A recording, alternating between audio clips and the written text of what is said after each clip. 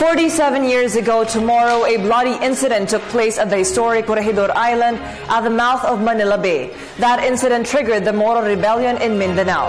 Christine Santos takes us back in time with this report.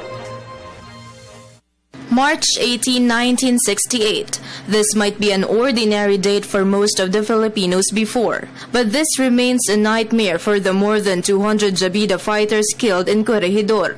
Today marks the 47th anniversary of the infamous Jabidah Massacre. The Moro fighters came from Sulu, Basilan, and Tawi-Tawi and were trained in Manila, Corregidor, and Fort Magsaysay in Nueva Ecija.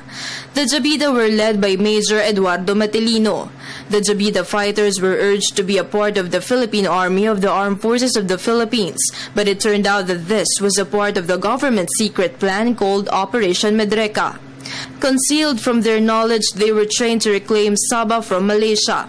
10 days after the bloody massacre, former Senator Benigno Ninoy Aquino Jr. accused then-President Ferdinand Marcos as the mastermind of the secret strike force against the Moro fighters. Marcos denied the accusation, saying that it was aimed at ruining the credibility of his leadership. According to Jibin Arula, the massacre's only survivor, the government promised to provide them a 50 peso monthly allowance, but they ended up receiving nothing.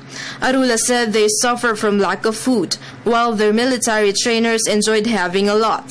They have secretly made a petition to the president. However, this was immediately halted by their training officers, which was followed by the bloody massacre. On March 18, the Moro trainees were liquidated by their military trainers at the airfield in Corregidor. The massacre paved the way for the creation of the Moro National Liberation Front by the former UP political science professor Nur Miswari. Up until now, the historical Jabidah Massacre was still believed to be the fuel of the Moro people to fight for peace in Mindanao.